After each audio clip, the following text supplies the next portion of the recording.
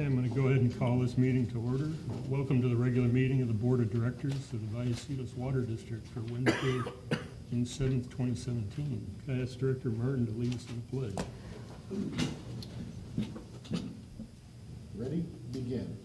I pledge allegiance to the flag of the United States of America and to the republic for which it stands, one nation, under God, indivisible, with liberty and justice for all. Thank you. We have a roll call, please. Director Evans? Here. Director Hernandez? Here. Director Martin? Here. Here. Here. And next is the adoption of the agenda for this meeting. Moved. Second. Moved and seconded to adopt the agenda for tonight's meeting. All those in favor say aye. Aye. Opposed, say no. Carries unanimously. Public comment. Persons wishing to address a matter not on the agenda may be heard at this time. However, no action will be taken until the matter is placed on a future agenda in accordance with board policy. I don't have any requests to speak from anybody at this time, so we'll move on. The consent calendar. All matters listed under the consent calendar will be voted upon by one motion. There will be no separate discussion of these items unless a board member or member of the public requests that a particular item be removed from the consent calendar, in which case will be considered separately under action items. I have a request to speak on item 1.6, so we'll pull that one. Are there any other items to be pulled? Move to approve the balance? Second. Been moved and seconded to approve the consent calendar with the exception of item 1.6. All those in favor say aye. Aye. Opposed, say no. Carries unanimously. Okay, item 1.6, Mr. Hunsaker.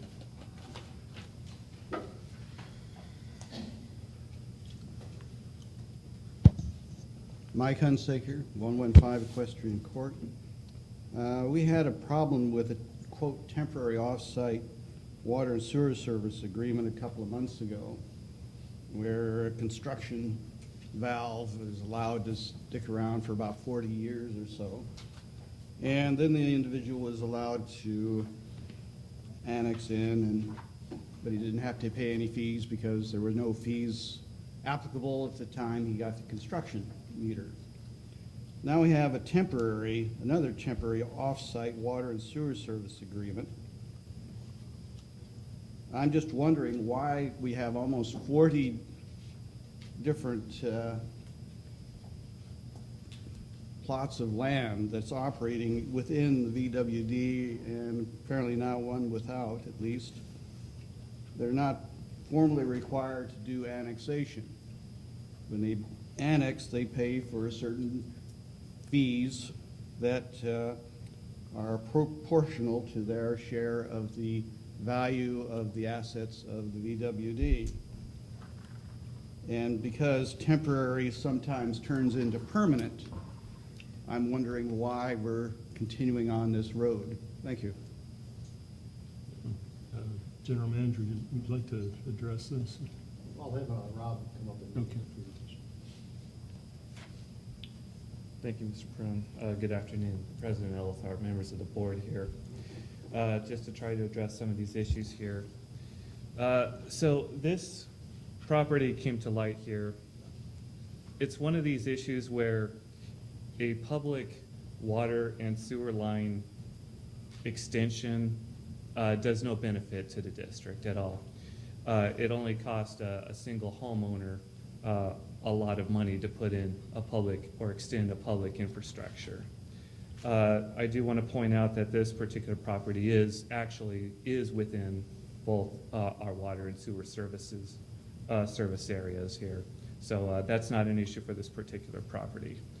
And as you probably heard me say in the past, we are trying to get away from doing off-site agreements where possible. This is just one property where it's just not feasible to get away from. And I'll be happy to answer any questions that you may have. Director Martin? The question that was raised from the floor, and I didn't realize this, maybe I got it wrong, was the last time when this issue came up and someone had been doing that for 40 years, they paid no fees? I don't know what example this is that's being talked about here, but in any case, when someone does do an offsite agreement, they are responsible for fees here. They're responsible for the capital facility fees. They're also required to pay an administrative fee to us as well for processing the temporary offsite agreements. But we were transferring this from a temporary offsite to a permanent. I think that's what happened, if people Yeah, remember. previously, if I'm thinking of the example that Yeah. the speaker talked about, it was being converted into a permanent.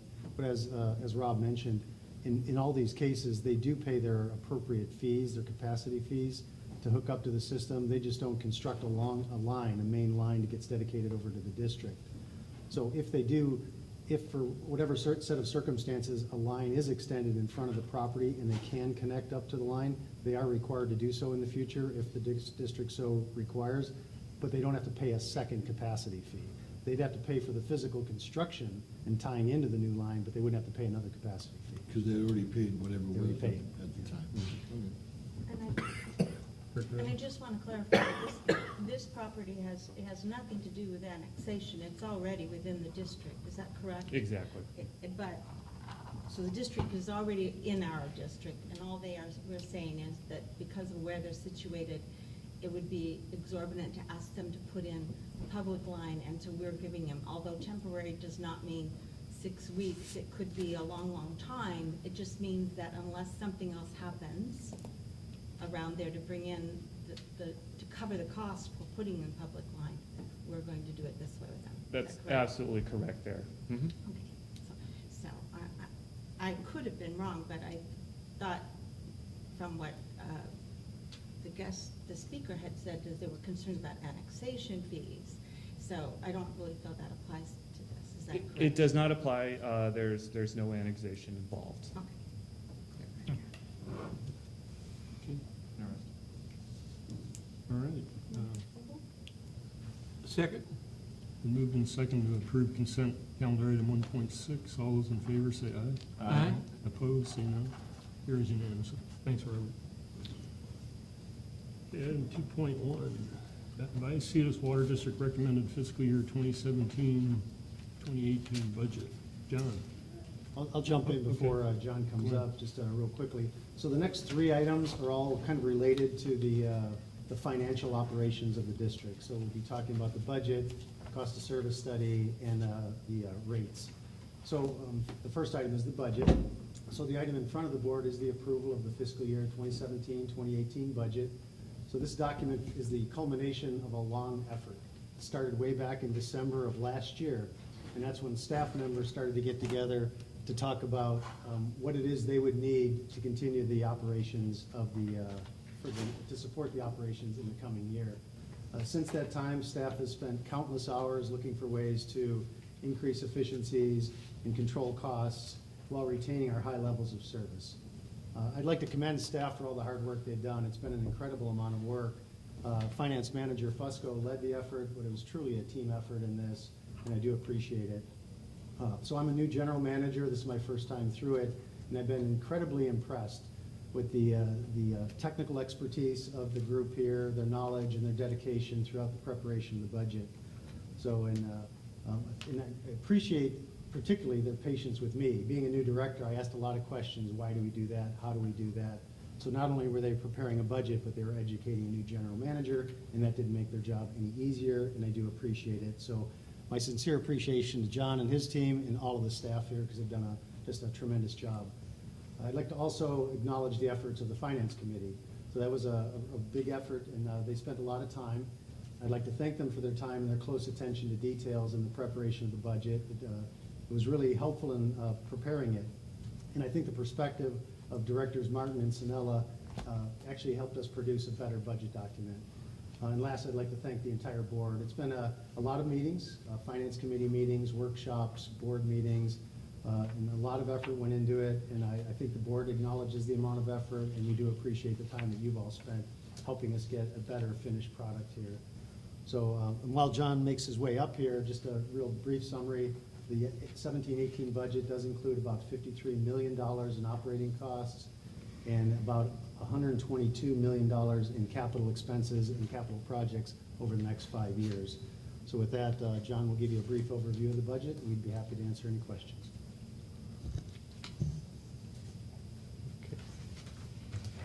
Thank you. General Manager Prum, thank you. President Elithart, members of the board. Yeah, I'd like to echo those comments.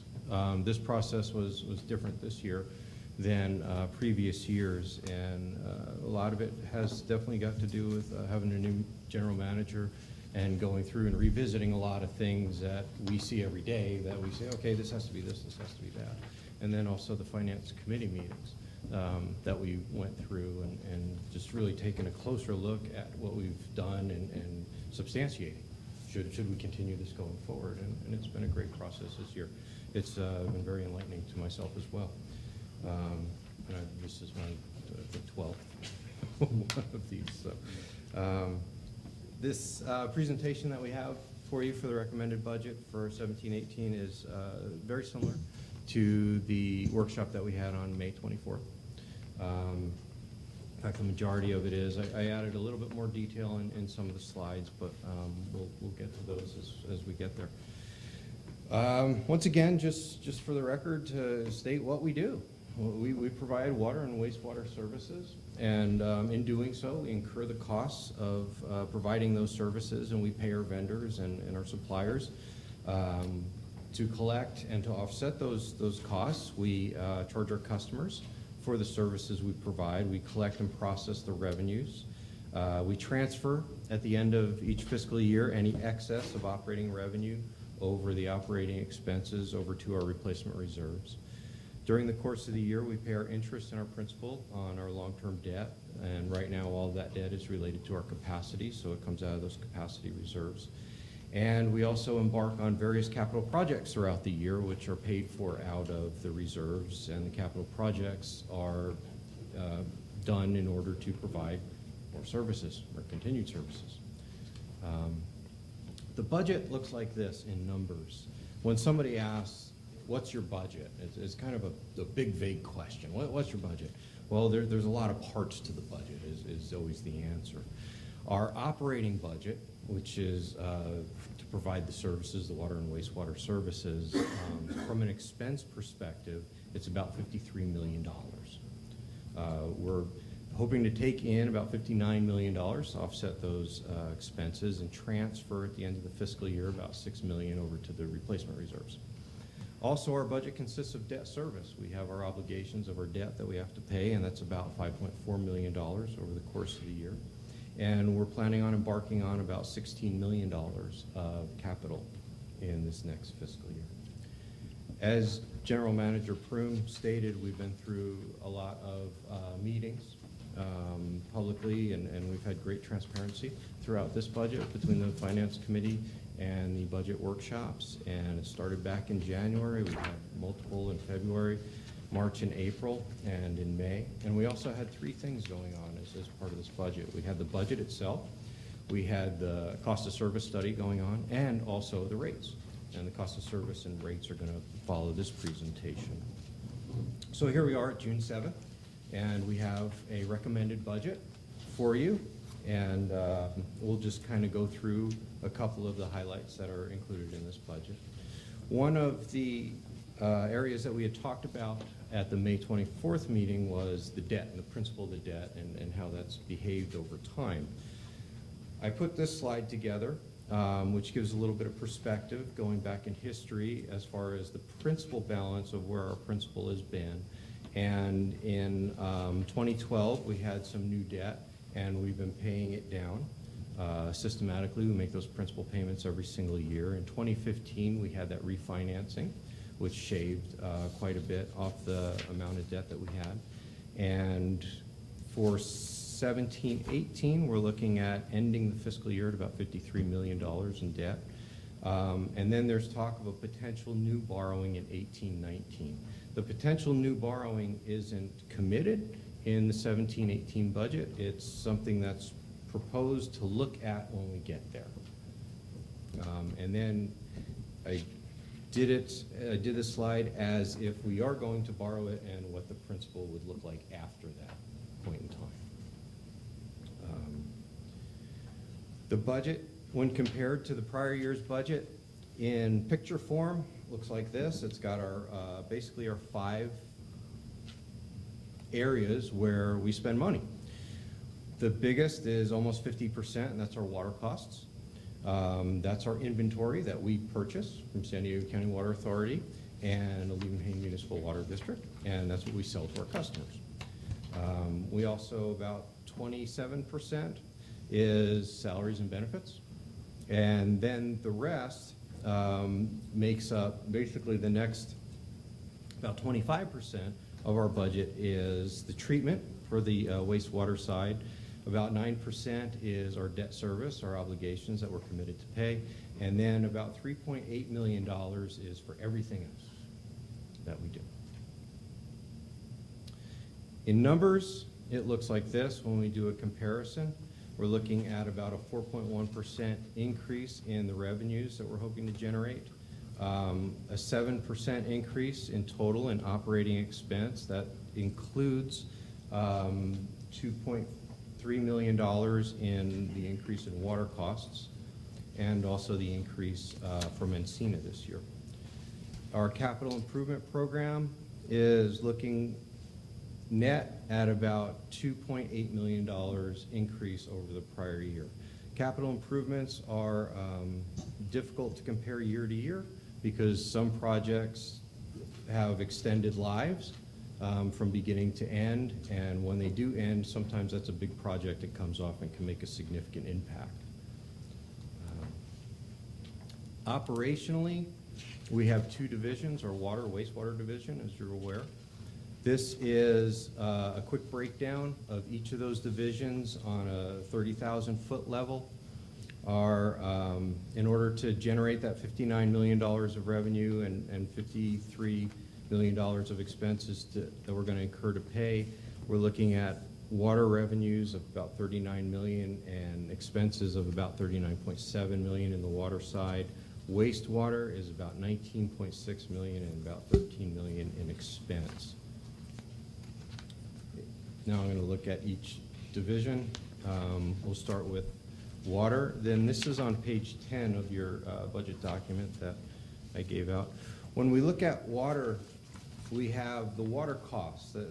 That was our biggest part from everything aggregated. But when we just take it to water, it's about 72% of our water operating budget. Now you combine that with the operational areas and efforts in order to deliver that water, and that's 18%. So now we're looking at 90% of the water operating budget is the purchases and the delivery of that water. The other 10% is supporting services. When we compare that to the prior year, we're looking at this here. We have our revenues of going up about $2.6 million, our water purchases going up about $2.3 million, operations increasing about $700,000. The bulk of that is for outside repair in the transmission distribution department for paving and welding for anticipated line breaks that may or may not materialize. When we jump over to the wastewater side, everything regarding treatment, the operations of the wastewater system, and the collection and conveyance make up 89% of the operating budget there, and 11% is supporting general and admin services for wastewater for 17-18. Numerically, when compared to the prior year's budget, little bit of a decrease in revenues, and that's because the 17-18 is based on the projected 16-17, not the budgeted 16-17. Expenses are expected to go up about $500,000 in total, inclusive of Encina, and Encina's increase is about $179,000, $180,000 there. Next, we have salaries and benefits. We're planning on fiscal year 17-18 of about $15.5 million, 107.75 full-time equivalent positions. I call them 108. We have almost 2/3 in salaries, payment for people's services, and a little more than 1/3 as benefits to those employees, providing those services to us. When we look at it comparatively, salaries and benefits year to year, salaries themselves are actually going down by about 20,000, and PERS is going up. Group insurance is going up. The rest of them are remaining fairly constant.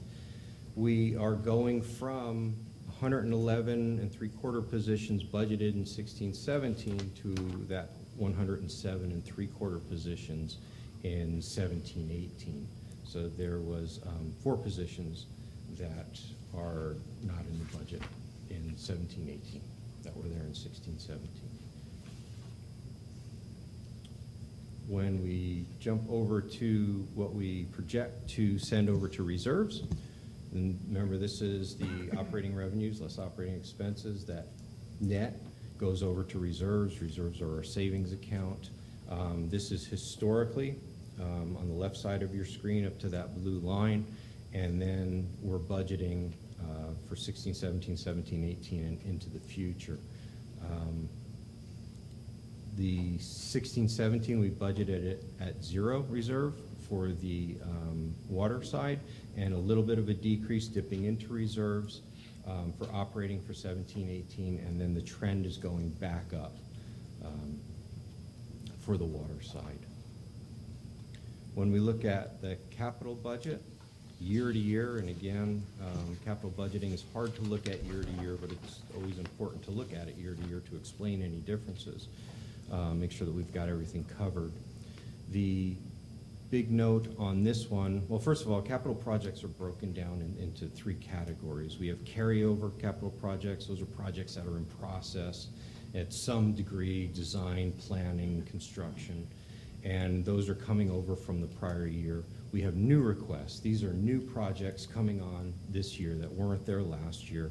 And then we have future capital requests. Future is not going to start in 17-18, but could possibly start in 18-19, 19-20, and then those years out. When we're looking at how are we going to, what revenues are we going to need, what transfers are we going to need to make to reserves, how are we going to pay for the capital projects, we need to keep those future projects in mind and get an idea of what their cost is. Other section of capital is easements, where we may need to purchase some land so that we can get to our appurtenances, and vehicles tend to wear out, and equipment, which also tends to wear out too. So in total, our capital improvement budget is increasing by about $3.4 million. I put together this one, I got a little bit of a change from the last time. This is the same slide that you saw on the 24th. These are our 5-year capital projects costs. The blue is the water, the green is the wastewater or sewer, and then I took it a step further and separated out the amount of sewer that's Vallecitos and the amount that is added to that from Encina's capital improvement program, and that's the gray section of the bars there. That's the presentation that I have for you today, and staff recommends that the board adopt fiscal year 17-18 recommended budget. Any questions? Okay, any questions? Okay, I have one request to speak from Mike Hunsaker.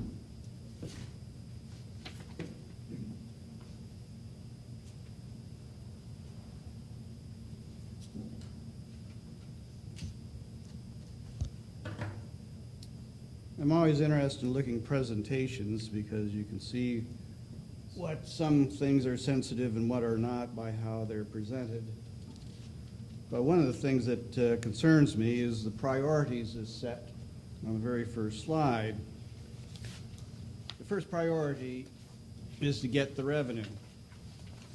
The second one is to pay debt. Well, you also have a third little priority that isn't in there, and that's to maintain debt reserves and revenue reserves. At the top, But the last down the line is service to the ratepayers. That seems to be the priorities you're set for sustainability. We talk about debt, but there isn't any information as to what is looming and where this debt is going to go and what possibly it would cost us. If we're looking at $13.8 million of potential debt, well, what is the problem? Where are we going to have debt looming ahead of us? If we're supposed to be planning out 5 years, we say we're going to need at least $14 million. You should have some idea in the plan as to where that's coming from.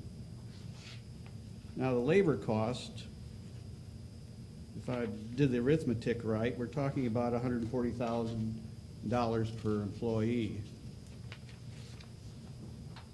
The percentage of the add-ons to labor, PERS and such, percentage-wise, that looks pretty good, but still, most citizens are going to look at $140,000 and be questioning that. And I think that deserves an answer. I have a question if there was some discussion of a new TI manager being employed. Has that been done already and it's not included in the budget, or is that still open? Water costs, by far the biggest issue, no question. But ratepayers are getting a little annoyed at having to pay more when there's water and pay more when there's not enough water. So when you have water costs and it says, okay, we've got more water purchases, it should be broken down. How much of this is from the price of water? How much of it is from new consumption by existing users? And lastly, how much is new demand from new development? Here we have the biggest single expenditure and a minimum amount of information. There's more issues, but I'll just close on one. We charge less EDUs for apartment dwellers because they use a lot less. But we don't make any such adjustment, to my knowledge, for mobile home park residents, which are even less than an apartment. So how is that fair? Thank you. Thank you. Just point of clarification. Director Snow. When I read this first slide here that the speaker referenced, the cycle, one, I believe it's not put in, it's done in a cycle on purpose because not one is more important than the other. That's why you do it in that kind of chart. But if you were going, the way I interpret this, the biggest priority here and first and foremost thing on this chart is provide water and wastewater services to our customers. So although I believe the reason why staff used this cycle here was to indicate that they're all equally as important, if anything, front and center at the top of that cycle is our customers. I just wanted to make that clear. I think the speaker might have been confused by this concept of the cycle, similar to how he was confused earlier about annexation. Director Martin. Yeah, and again, I think the speaker attended most of the finance meetings, and as far as debt, we had papers there that showed where the debt was, where it was coming from. We've been through all of that. And there's an important thing to understand about mobile home park residents. The majority of mobile home park residents are not our customer.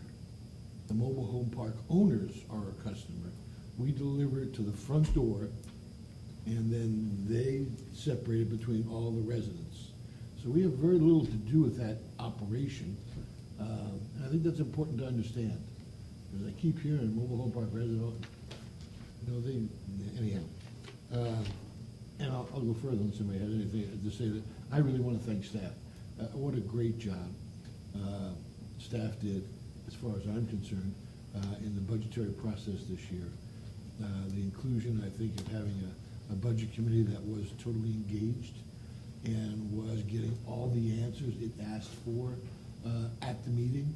And it wasn't, I'll get back to you when I confer with 3 other people. Some of the information there was pretty minute and minuscule, but staff had the answer right there on his computer. I'm not mentioning Wes by name, but he had the answer right there. John did a great job of explaining it and bringing highly technical terms down to where it was very easy to understand. And he didn't have to go over things twice, we didn't have to question them.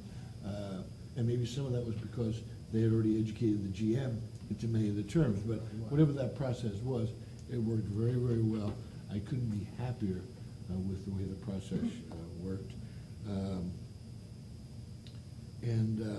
I just want to thank, I also want to thank Ed and James, because they came in and gave their information when we asked about vehicles and engineering, what their future, all the CIPs that they had lined up, ready to go. And James was very honest about saying a couple that he could see, you know, and there's been a couple since that in recent news that made us go, man, there might be more of those, so that's a good thing. I just want to thank everyone involved. It was a great job done by everyone. Thank you. Director Sue? Yeah, I want to echo what staff had said earlier and what Director Martin had just said. As a member of the Finance Committee, I believe that approach was very helpful and really improved the process. And I think, Gwen, with your coming on board and being really receptive to what we were trying to accomplish from a cost control standpoint, and if you look through the budget as John presented, salaries and benefits are remaining virtually flat, which I think is an incredible success story for us as a district. And I think your kind of organizational design approach of evaluating every position in every department, especially through the process of attrition, has really been beneficial for this entire process as well, and it has led to some cost savings that have allowed those salaries to stay flat. So I appreciate that. And I also want to, just because the speaker brought it up, just want to, I really appreciate that this budget maintains our strong reserves. And I think that was reflected recently with our press release that the credit, or the, is it the credit agencies or the? Yeah, the credit rating agencies. Yeah, the rating agencies, thank you. Reiterated an AA plus status for our district, which again, I think is huge kudos for to everybody involved with that. Really appreciate it. Thank you. Thank you. Any other comments? It's been well said. Yeah, ditto. I would like to, just one more comment, I would like to commend all of staff as well. I've been through about 25 of these annual budget processes through my career and through the couple of years I've been here. This was extremely clear, well thought out, and just a very clear process. So I want to commend everybody. Thank you. Move to approve. Second? Been moved and seconded to approve the 2017-2018 budget. Do we need, is this a roll call? All those in favor, say aye. Aye. Opposed, say no. Carries unanimously. Okay, item 2.2, cost of service and rate structure study.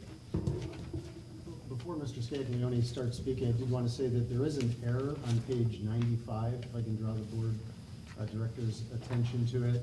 It's a minor error, but I did want to make sure the board members were aware of it. So on page 95 of your board package, there's a rate survey. Within that rate survey, it shows the tier limits, how much water is available at each, in each tier. If you look near the bottom of that chart, it shows the third from the bottom, it says VWD proposed, on kind of in the middle of the middle column there. If you go way to the left, under tier limit, it shows 4 and 21.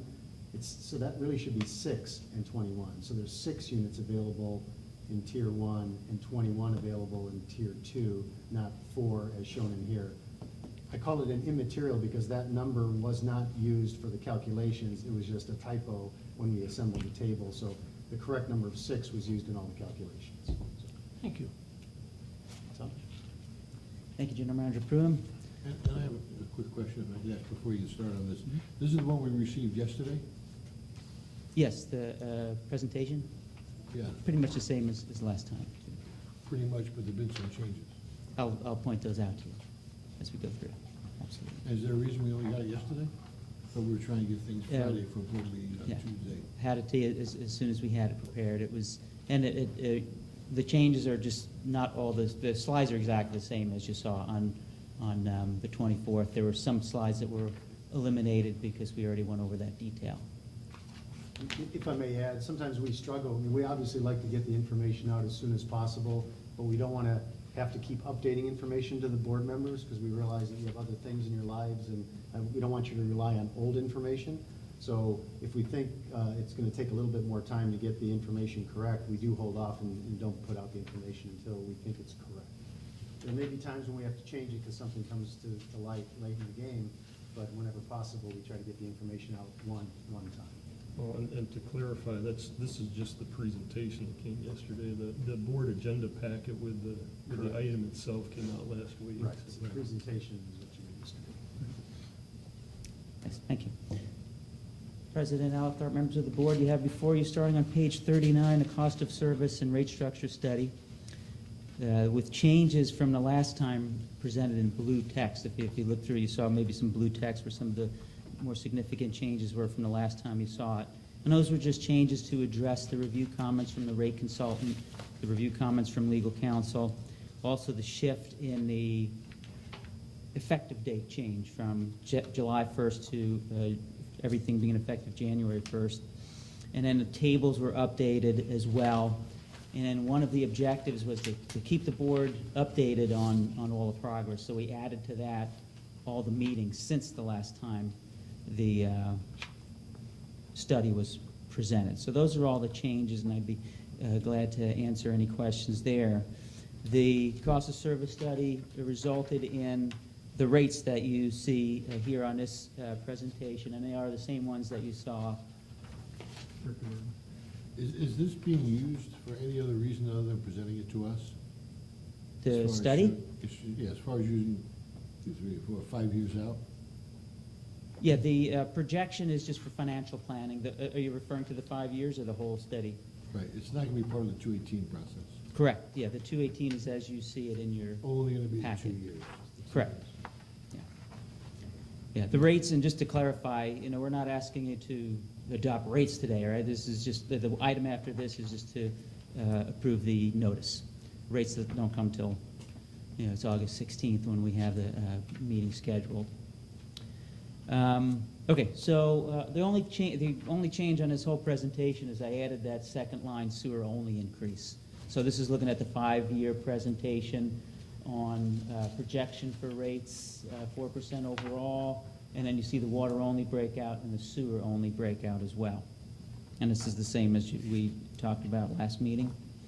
And then this slide is the same as well, but just wanted to present it again in that we don't only look at the average, but let's look at low use, high use, and very high use to get a feel for these changes in the rates. I'm going through these pretty quick because you saw them already, but stop me if you have any questions. I'm sorry, one last question. On the sewer rates, showing current 2018, 2019, 2020, all staying exactly the same as it has for the past 2 years, I believe. Past 2 years it stayed the same as well? One of the last 2 years, we had no change. Okay, one of the last, so, but showing 5 years, there'll be no change. Is there a reason why there's no change for 5 years? Recent headlines make me think, yeah, because we're not sending the capacity any longer. We've cut our capacity. Yeah. Let me get to that last slide too. And what the reason why we project ahead, and I'll just get to this right now, is is looking at reserves ahead of time too, and to try to smooth rates as well. And maintaining reserves, we used to try to hit that high end on the reserves, but to try to keep rates in check and to smooth it out, it was close to needing as you can see, reserves are declining a little bit, but by projecting the rates out and trying to smooth it, the overall rate to our customers, to our average customer, as you can see by that blue line where we're at, yeah, there was a little bit of a decline, but not enough to say, hey, let's raise sewer rates. We were able to keep them steady because the projection of reserves wasn't diving significantly, but was declining a little bit, but not enough to say let's raise rates. Yeah. Going out into the future, though, we want to show a little bit of an improvement, And on these two slides, we end up right at the same, this is the one for sewer, this is the one for water. We end up right at that same point, the 65 percentile between the floor and ceiling, which is a little less ambitious than we used to be in the past. We used to try to get 100%, but we didn't want to put that on the backs of the ratepayers. So if I may jump in, staff did take a little bit of liberty to try to figure out where the reserve levels should be. And you may recall that before we mentioned that I would recommend that the Finance Committee going forward review the reserve policy to help guide staff in future rate setting. Because right now we have a low and a high, but we don't really have any real specific direction where we should be within that band. And I think the Finance Committee and the board could help us in the future identify a specific target that we could better explain how we came up with the rate recommendations that we do. And that'll probably be maybe in that August timeframe or so, we'll bring it forward to the Finance Committee. And it's always good to revisit those levels. It's always good to look at that reserve policy every year, really, to revisit those things. So this one I already explained was the different levels. And then this is a lot of detail, but just wanted to present it and make it part of the record that it's also a look at every meter size, as well as ag customers and multifamily customers, and what anticipated impacts would be to those customers at various levels of usage. And then the survey, and just please keep in mind with the survey results that we don't know what 2018 is going to be for everybody else, but the proposed 2018 is shown here for Vallecitos. So obviously it'll shift to the left a little bit as all the 2018 rates come in for the other agencies. This is kind of like a worst-case scenario. So yeah, exactly, that's worst-case scenario. Our proposed is based upon our future, but everybody else is looking at 2017 still. Correct. Looking Yeah. at current, yeah. What's currently adopted for the other agencies. Yeah, as soon as we start to get the data in from other agencies, we could provide the board with updated Sure. charts. That's what my question was. Okay.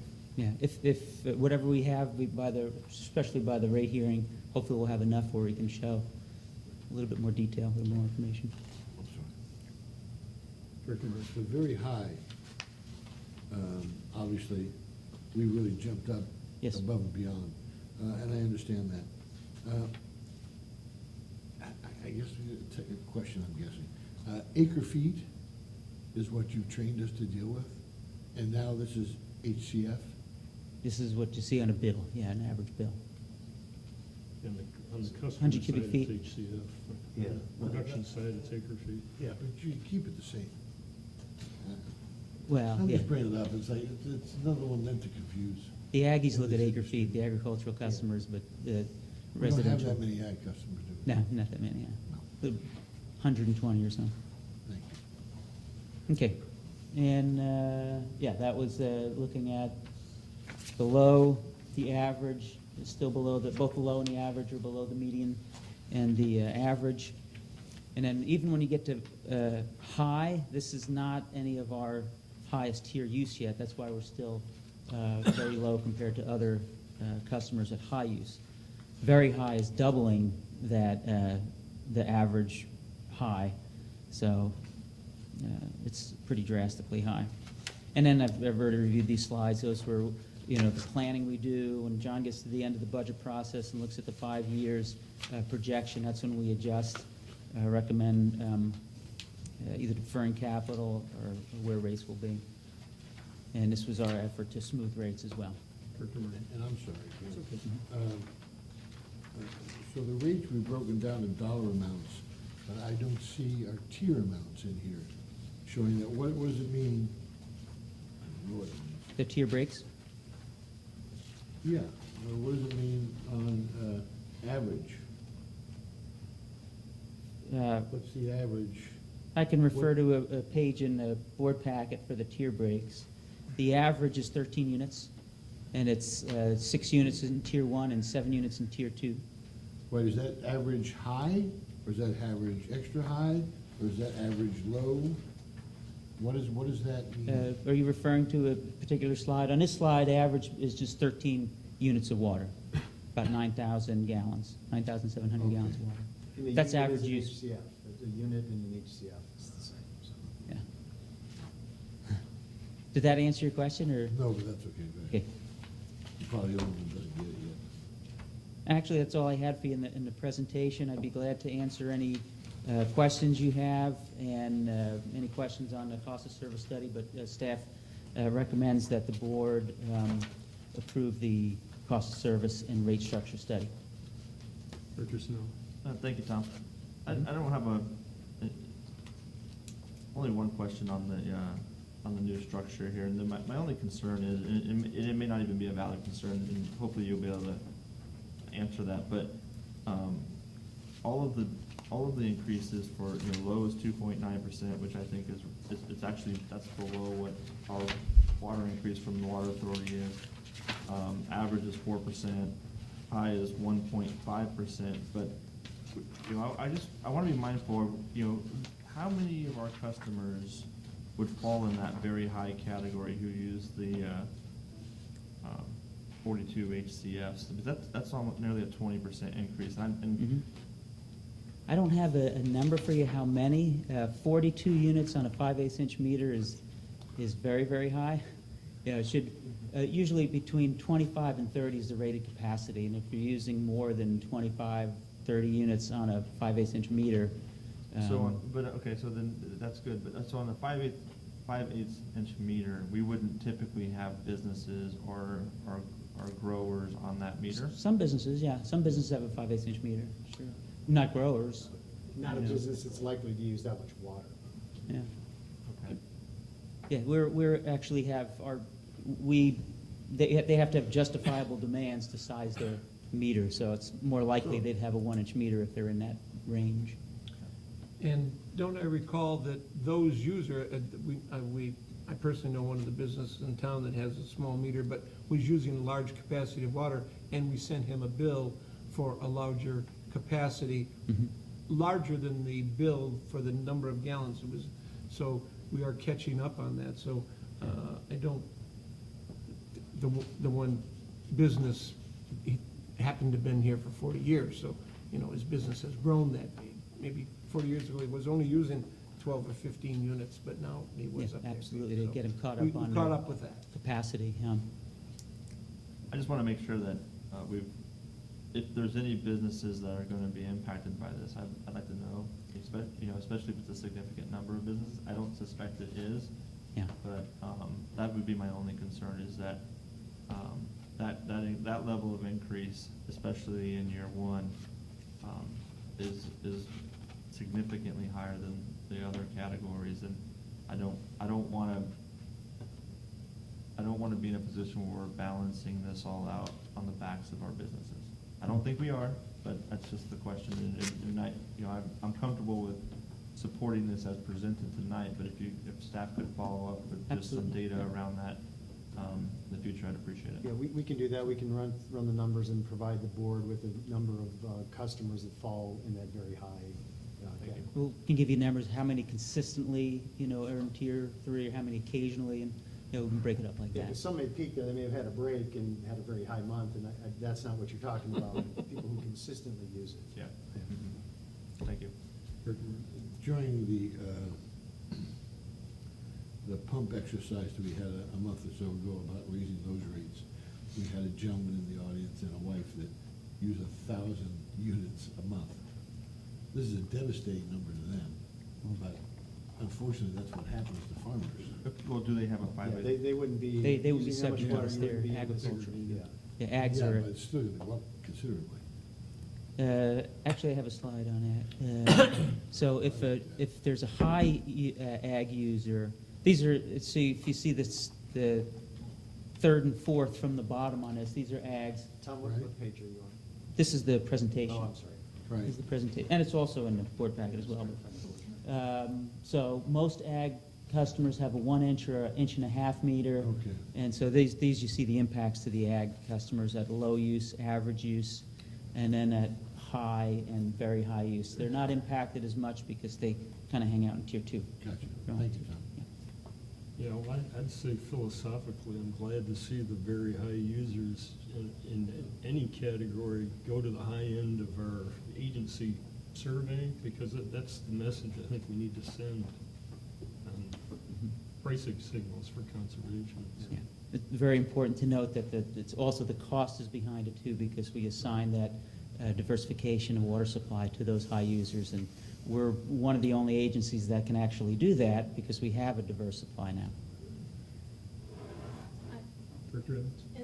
In the same vein, I just wanted to point out, when I was trying to go through this, about raising our rates, what I also like, I agree with you on this one, President Elithart, that we do want the high users to be aware that we're trying to be as water efficient and as wise as we can be, and I think that's appropriate.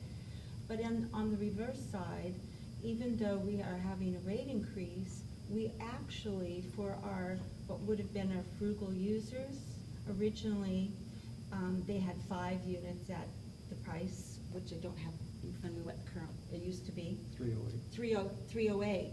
But now, they get those 5 units, those first 5 units at 308, but their 6th unit is actually 74 cents less than the 6th unit originally. So their rate doesn't even really go up the same, and as you move ahead, because we broadened those tiers, we lowered price peculiarly, strangely, in all kinds of different ways, and I really appreciate the cost of survey because, service survey, because I think that nexus, there's not anything really arbitrary, and I think we're really supporting the policies we want and trying to be as fair, as possible. Thank you. So I think that's excellent. Thank you. All right, any other comments, questions? I've got one request to speak from Mike Hunsaker.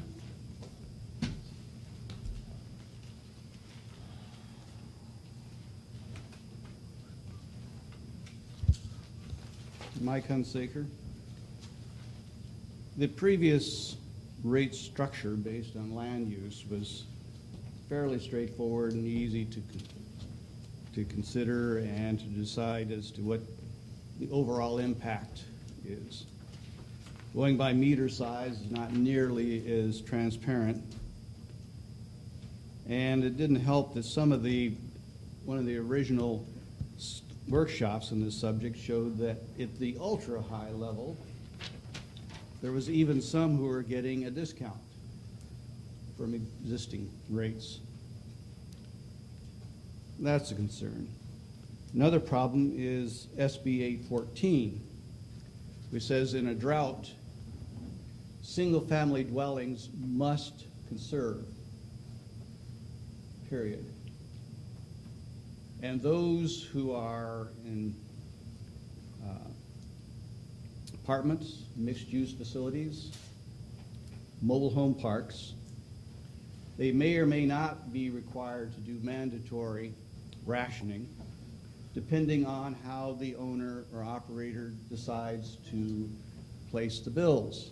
If there are individual meters and they're charged individually, they are subject to rationing. If they are not, if they have one average bill spread over, they are not subject to rationing.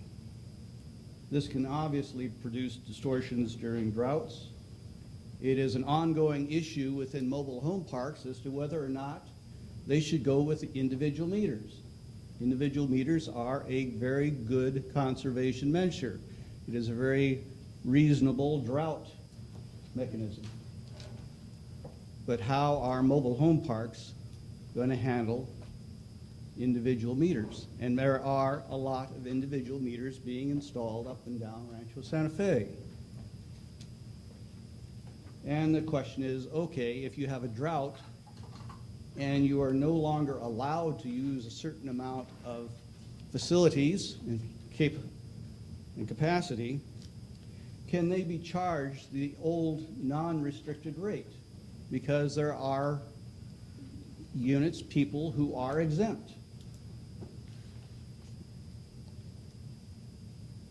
And I do have 2 questions I wanted to ask. For this meters subject, I remember reading at one point it was proposed that for mixed-use facilities, the commercial and the residential would all be charged by the meter size, 1 meter size, which is supplying the water to the mixed-use facility. And lastly, I wanted to make sure that the RTS is not following some rigid formula of twice the increase of water. We do have a very substantial and detailed budget. We have computerized budgeting.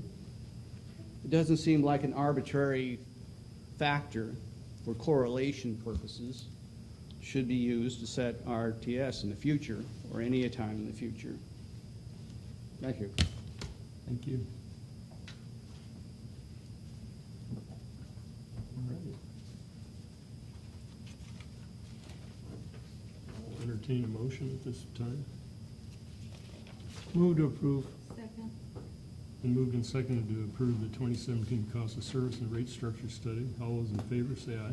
Aye. Opposed, say no. Carries unanimously. Thank you, Tom. Okay, 2.3, public rate hearing notice.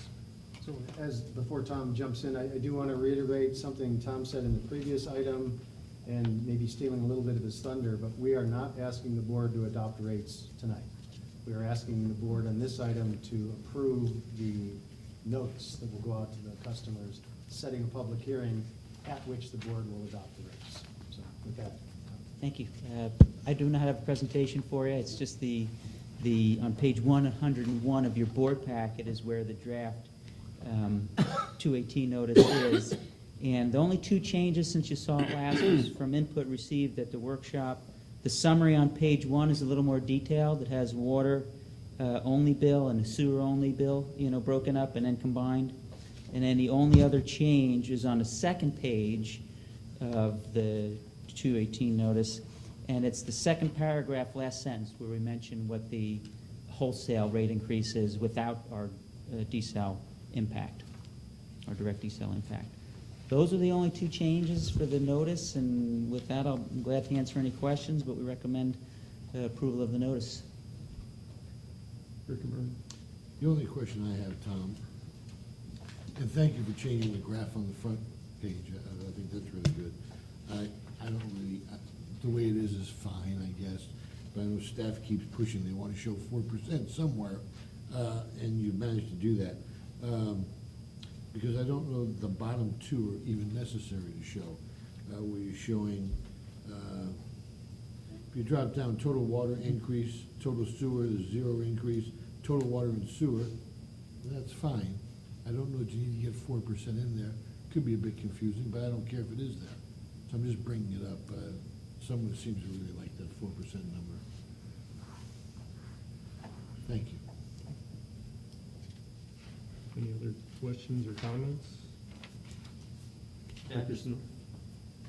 Thanks for making the changes from our feedback from the last time we talked about this, Tom.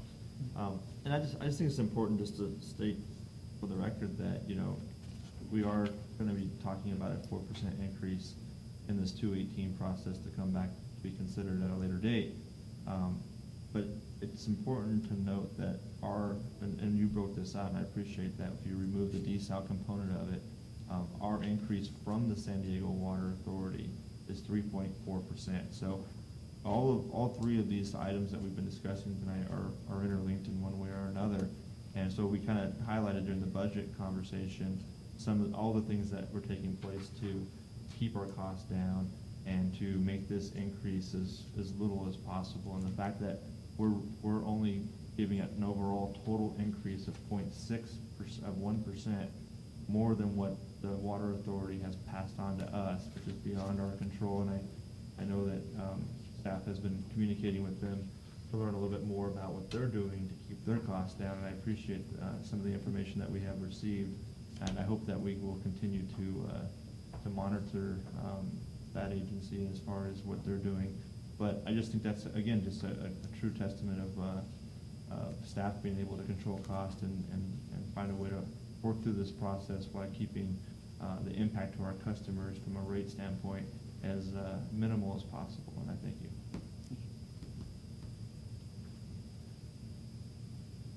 All right. So I guess before the board takes an action, I do want to clarify two things I think are important. One is the table, so that's important, and the message, this is a messaging issue we have here. And the second piece, so first, is the board okay with that table as presented? And second, is the date of August 16th acceptable? So once the board approves it, this is what will be getting ready to put out on the street, and we need to make sure that Yeah. that's good. The date of August 16th for what? To hold the regular- public hearing, that would be the date of establishing the public hearing for people to come, and where the That's board would the- consider actual adoption of rates. That's a regular board meeting date. It's a regular board meeting. Yes, it's a regular board meeting. I most likely won't be here. Okay. I'll be back east for probably the month of August. Then if we can change it to the first board meeting in September. My recommendation is that all board members be there for Yeah. this, so, and we have some flexibility in time. So if the first meeting in September would be better for the board, then we can do that. That would be better for me. Oh, good, yeah, I then have let's it. make that. Okay. Hey Glenn, I just want to take one more quick glance at that, but my packet had closed up on me and then I had to reopen it. What page was that on again? Page 101. 101. 101, yeah. And I'm sorry, didn't we already cancel the first meeting in August? It was a recommendation, it's not formally canceled, I floated the idea out to try to get feedback to make that determination, so, but it's not officially canceled yet. But the 14th was the first or the second? 16th is the 16th second is meeting. Well, the Sorry. 16th is the third Wednesday of the month, which would Right. be our second regularly scheduled board meeting.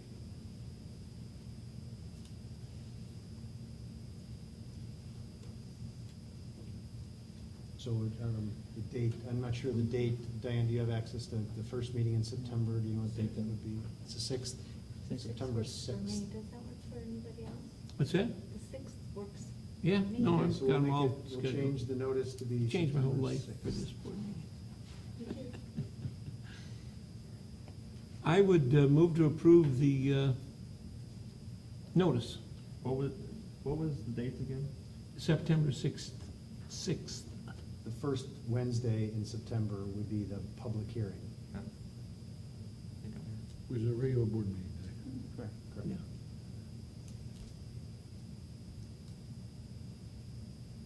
So we'll make the modification. Okay, it's been moved and seconded to approve the public rate notice for mailing with the date changes discussed. All those in favor say aye. Aye. Opposed, say no. Carries unanimously. Thank you. Thanks, Tom. We could have a caveat to that, though, that in case one board member can't be here, that we change the date, which we can do in the future. Yeah, so we'll take a look at when, so we have to give a 45-day notice. So when we set this date, we have to come back 45 days in advance, but that's when we mail it. If any board members find out before that date, and I can let you know when that mailing date will be. If something comes up and you would like to change the date, then we can maybe agendize it and talk about what a better date would be. As an alternative, the second board meeting in September, could everyone make that at this point? I would do that for you. The 20th? Yeah, I mean, I've got mine on the schedule. Whatever. Okay, it's kind of a backup in case the 6th doesn't work. Okay? All right, on to item 2.4. Okay, so- Resolution nominating Director Martin as a member of the Aqua Region 10 Board. That's right. Back on May 17th, the board did exhibit support for Director Martin being a nominee for Aqua Region 10 Board. They do require a resolution from the board to make it official. So that's what this item is, a resolution of support for Director Martin. Do we have any letters of references? or anything Yeah, like that? have we, know who Character this- reference? Character Yeah, really. Yeah, I'm getting one from the dairy folks right now. That one. Rethink that one. Move to approve. Second. Been moved and seconded to nominate Director Martin as a member of the Aqua Region 10 Board. All, That's a resolution. oh, you're right, I'm here for you. thank you. I always forget. This will be resolution 1517. Director Evans? Yes. Director Hernandez? Yes. You forgot. Director Martin? Yes, Director Pinella? Yes. Director Ellis? Yes. I will get even, Jim. I know you will.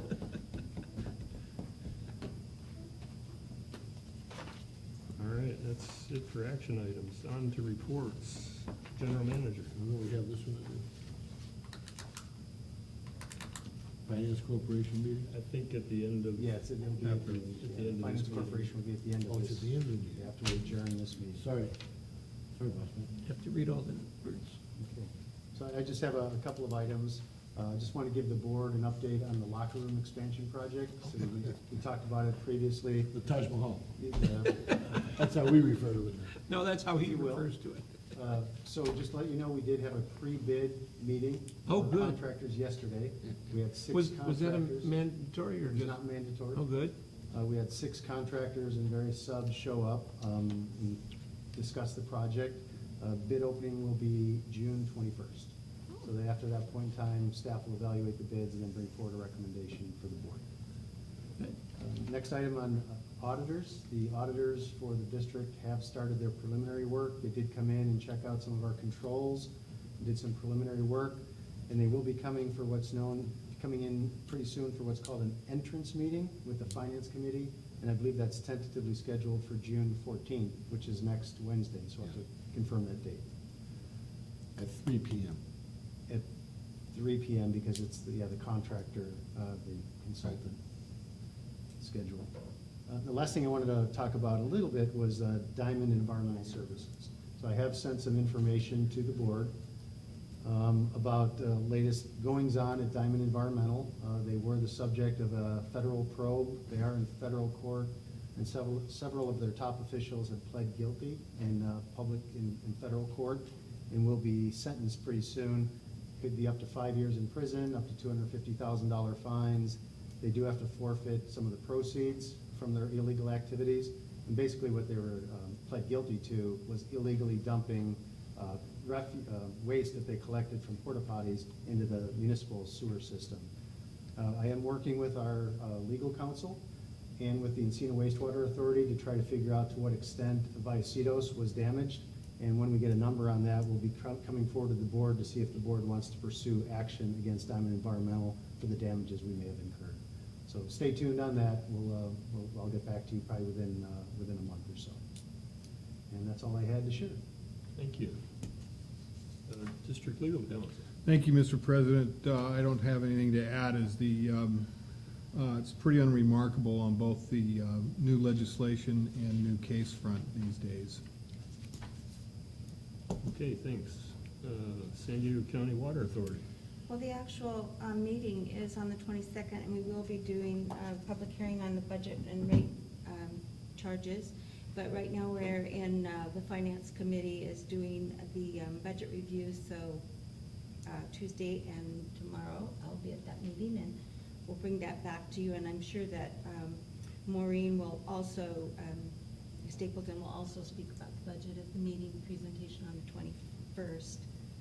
And I've requested they give us enough budget so that you can all have that. Great, thank you. You're Okay, Encino Wastewater Authority, capital. Our next meeting is in 2 weeks. Okay. And Policy and Finance Committee is next Tuesday, the 13th.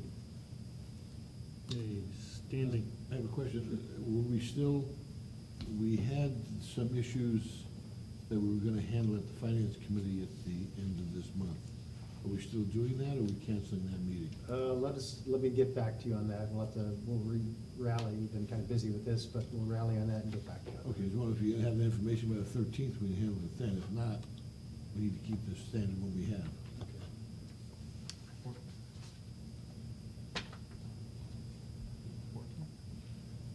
Engineering Committee. Yeah, okay, 3.5 standing committees. We had an engineering committee meeting last Thursday, the 1st.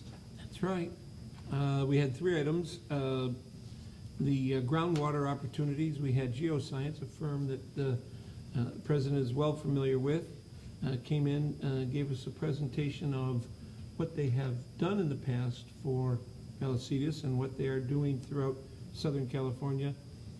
President knows them quite well from the work up at Rancho, and they are presently doing work at Olivenheim. We asked staff to put together a scope of services to look at our particular groundwater basin and to come back with a proposal once they get the scope of work. And at that time, we'll bring that information to the board with a recommendation one way or the other as to what to do. The second item was the Meadowlark facility. Staff gave a presentation, brief presentation of a proposal presented by RMC Engineers of $50,000 to look at what it would take to actually close down Meadowlark and see if there were any savings directed back to Vallecitos. In the discussion, the amount of the engineering study was pretty exorbitant as it was, and in discussing it, I asked engineering staff if they could do a study from what we would consider in the business an engineering estimate to see what it would take for the same thing and spend a lot less time, and not perhaps less time, but a lot less money. And so they're going to undertake that, and it may take a little longer, but it's going to be far less expensive. And then they'll bring that to the committee, and we'll go through it, and then we'll bring that back to the board for some discussion. And then the last item was the solar energy opportunities. We did have one proposal from, I believe, of Don King, back a little bit. What has changed is that the PUC is looking at a request from San Diego Gas and Electric to minimize the time period with which the tariff does not apply, I believe. And they would like 5 years. Everybody believes it's going to be 10 years, but that's far less than the 20 that was in place. So we have asked staff to talk to a couple of other consultants to bring us proposals to not only place solar on our Twin Oaks facility, but any other place that we've got property that we can make some money on solar. And again, we'll bring that back to the committee with a recommendation once we get that information, which is going to be probably a couple of 2 or 3 months. And I'll be happy to answer any questions about any of those. We'll keep you constantly informed as to what we're doing. Sounds like a productive meeting. It was very productive, couple of hours of serious interaction, and the geoscience folks actually did the study work on Eubanks well. So they were very familiar with it and very familiar with our area. So I'm pleased that, and particularly based on President Eller's information, I think we're going to get a great proposal coming back. And again, sounds like you get a lot done. My question is, didn't we pay Black and Veatch to do a study 2 years ago, 3 years ago? Am Yeah, they did an ad to, I can't remember what they added to Yeah. it, but maybe Water- James water can come and resources. explain that. Yeah. It wasn't a focused or detailed groundwater study.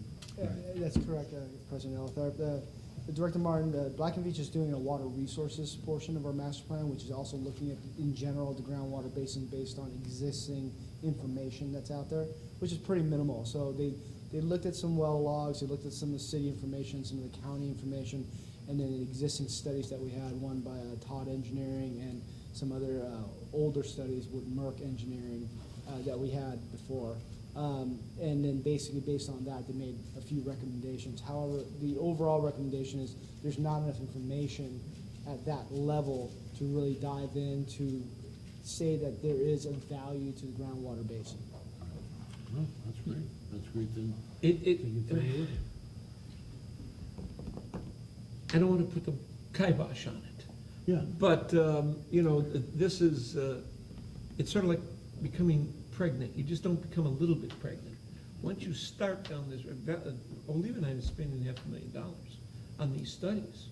So I'm certainly don't want to bring to the board anything to that extent, but we're trying to do this incrementally to see, what we heard was very enthusiastic on my part, to think that there is some possibilities, granted they may not be, but at least we can go ahead with the beginning. All right, thank you. And Next is, I'm sorry, if there's anything else. no, that you covered it very well. Okay. Director's reports on travel, conferences, seminars attended. Director Snell? I don't think I've attended anything since No, our we last dried meeting. up. We were pretty, I don't think I have either. And I haven't. no? Nothing? Okay. Okay, 4.1, other business, there's information in the board packet on the Urban Water Institute Annual Water Conference. 5.1, director's comments, future agenda item. Director Martin. I have one that we just touched on, and maybe I'm taking this deeper than I should. So please bear with me, board. This latest revelation of the federal indictments going on in San Marcos concerning water, sewer, concerning our business, people going to jail. I just have a lot of questions. I have a lot of questions. The first thing that I knew about it for sure was when I saw a memo from the lady from the local chair of the EPA who sent the letter to Encina addressed Team Encina, which tells me there's a little more than a professional relationship there, which tells me that Encina knew about this problem. Also tells me in all probability Meadowlark had to know about this problem. I could be wrong, but Meadowlark had to know about this problem.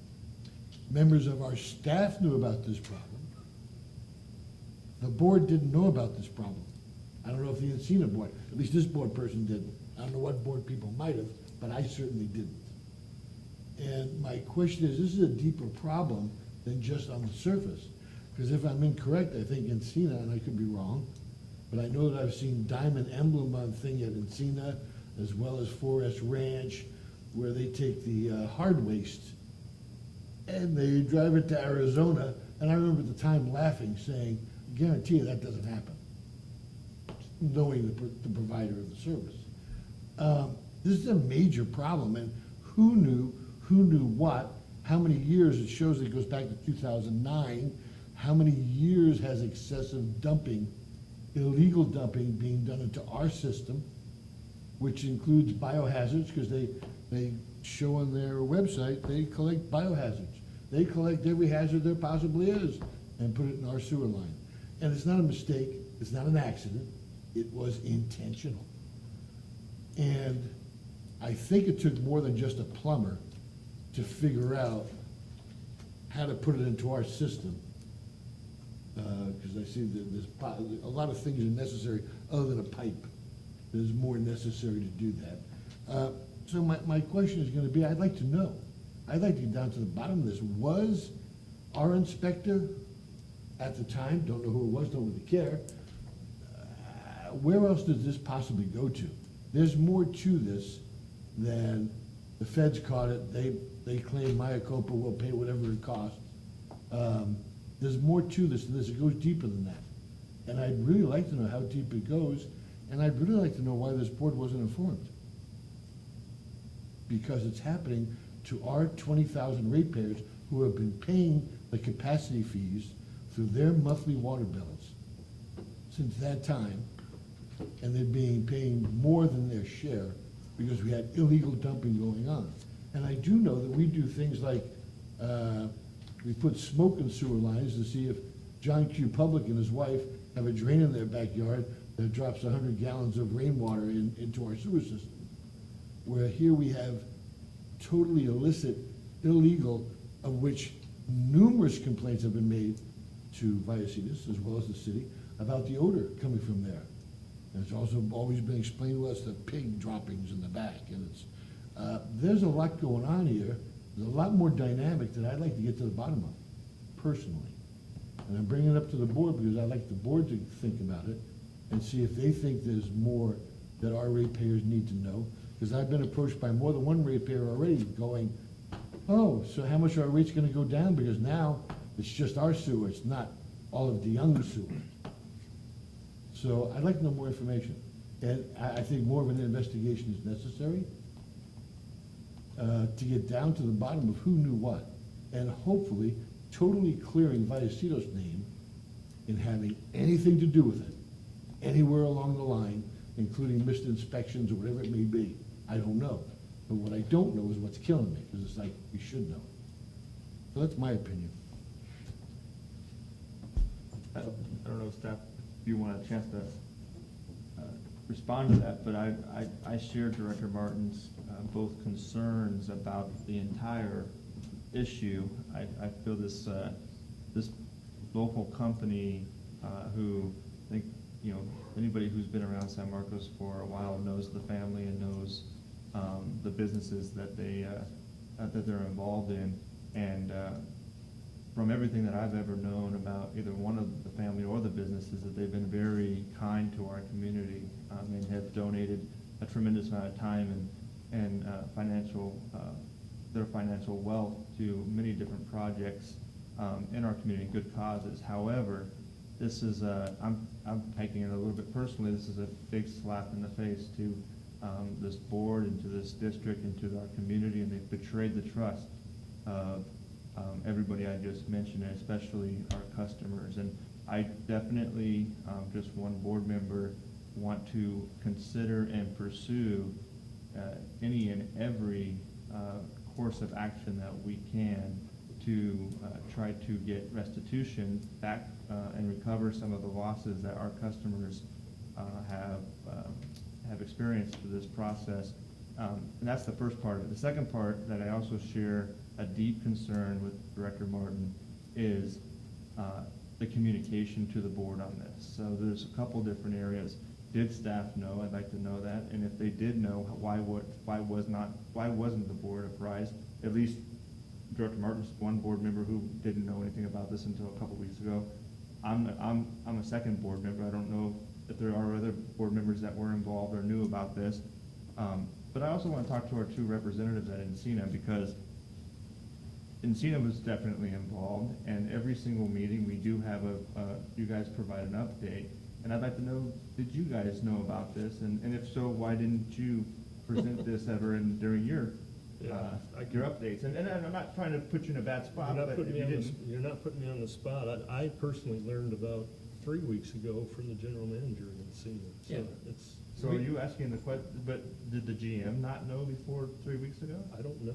I don't know that part. I want to ask that. This We, is the a big board, deal. Well, the that- members of the board did not know or were never presented with any information. But that At all. EPA investigation,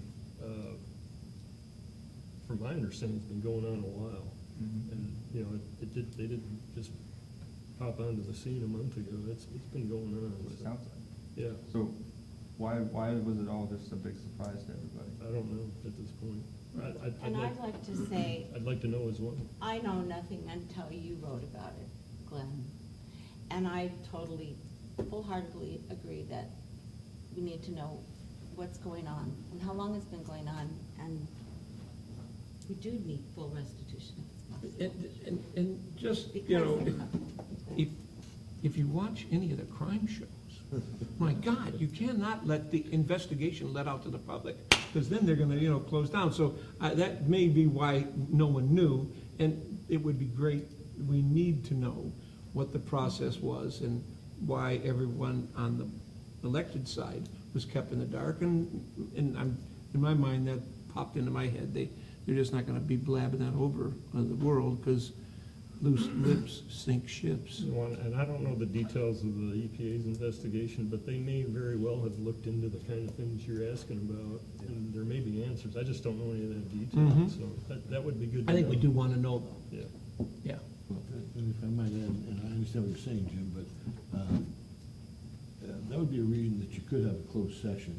And the board's not the public, the board represents the people, and we're there for it. So if there was a lawsuit or a federal investigation going on, I'm sure you'd have a closed session meeting where we could have been told.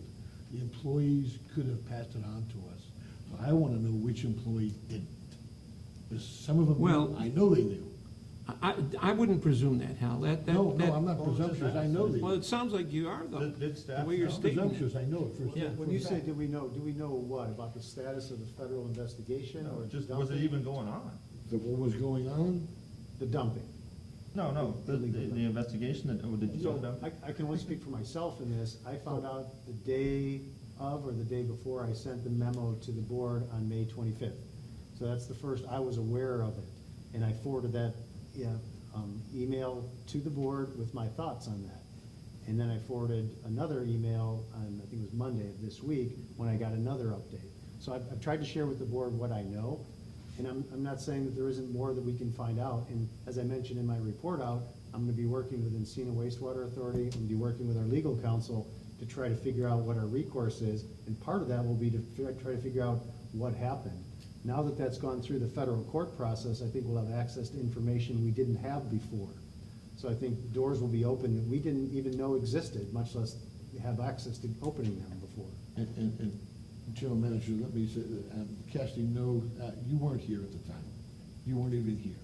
So that's not what I'm looking at. I'm looking at people that were here, that are still I here. get that, Director Martin, but it's not just about me. I don't think anyone in the staff here was aware of things and was withholding information from the board. If they knew that the district was being taken advantage of and treated unfairly, they would have brought it to my attention, they would have brought it up previously. So this is new information.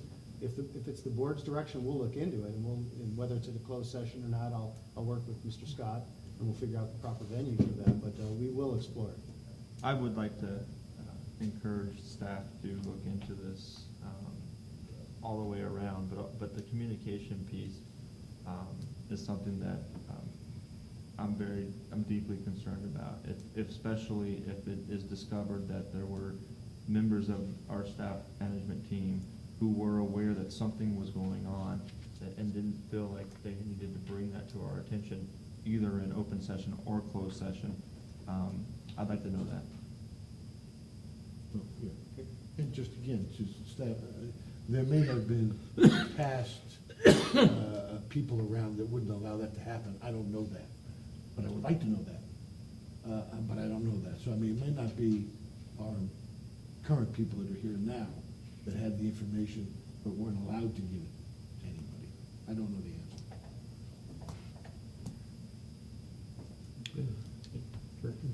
answer. Future board meeting, I would like to bring back, and I think it's policy ordinance 153.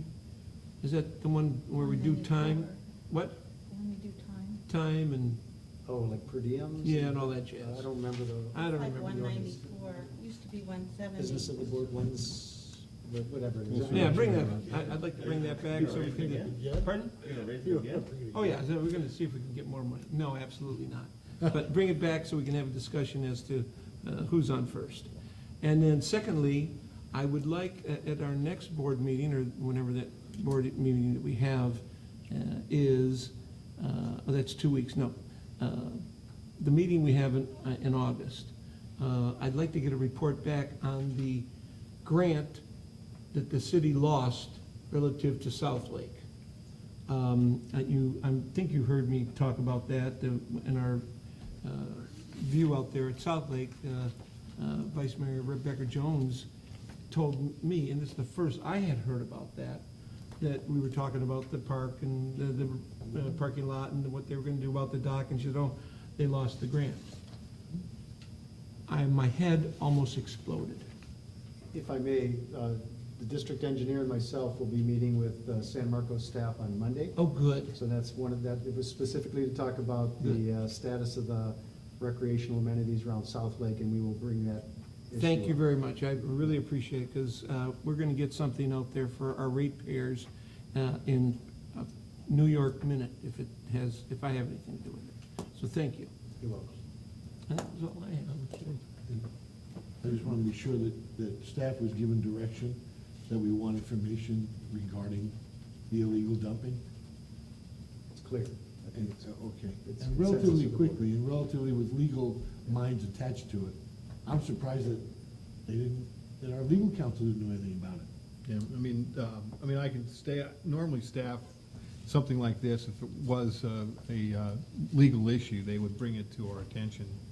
And I heard it basically about the same time the board did, so. But we'll find out. I mean, that's what, the court's open, so that's a really good starting place. Thank you. And can we get, or just let me know, like, what the timing is on updates for our project here behind us?